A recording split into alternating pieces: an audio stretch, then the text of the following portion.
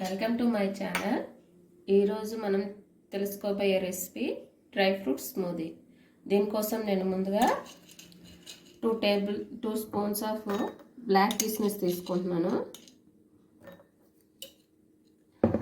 అలాగే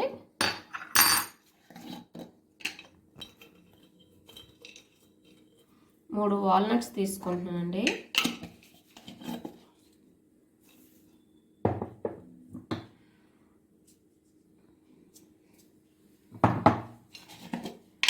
ఎండు ఖర్జూరం 2,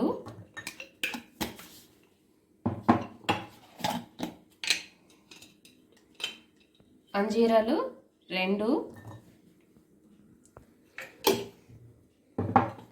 అలాగే కిస్మిస్లేమో 2 స్పూన్స్ తీసుకుంటున్నాను.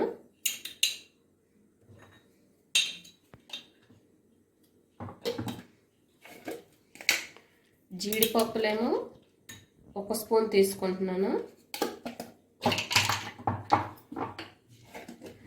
గుమ్మడి గింజలు 2 స్పూన్స్ తీసుకుంటున్నానండి.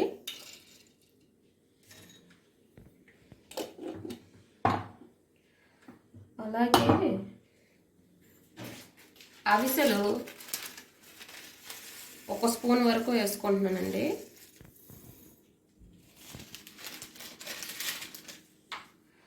అలాగే ఇందులోకి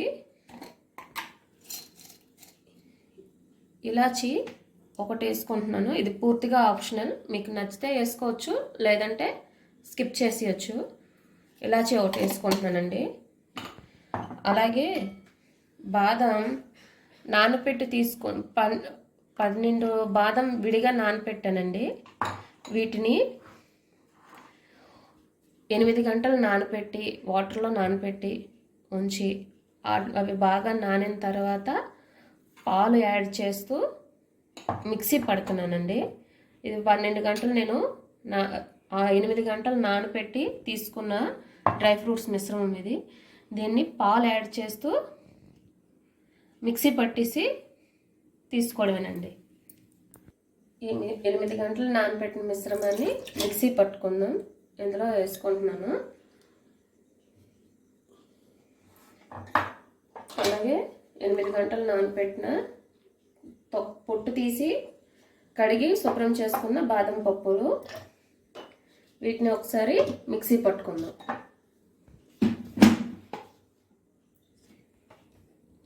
ఇది కొద్దిగా మిక్సీ పట్టుకున్నాను. ఇందులో ఇప్పుడేమో కొంచెం పాలు యాడ్ చేస్తున్నానండి. అలాగే తేనె కూడా ఇలాచీలాగే ఆప్షనల్ అండి. మనకు నచ్చితే యాడ్ చేసుకోవచ్చు, లేదంటే మానేయచ్చు. నేను మా పిల్లలు తాగడం కోసమని తేనె యాడ్ చేస్తున్నాను. ఇందులో ఏంటంటే ఇవన్నీ వేయడం వల్ల అవిసెలు డ్రై ఫ్రూట్స్ అన్ని రకాలుగా వేసి నానబెట్టి ఇవ్వడం వల్ల చాలా బలమైన ఆహారం కనుక ఉదయం బ్రేక్ఫాస్ట్లోకి తీసుకోవచ్చు, లేదంటే ఈవినింగ్ స్నాక్గా కూడా దీన్ని ట్రై చేయొచ్చు ఫ్రెండ్స్. పాలు తేనె బాగా కలవడం కోసం మరొకసారి దీన్ని మిక్సీ పడుతున్నాను.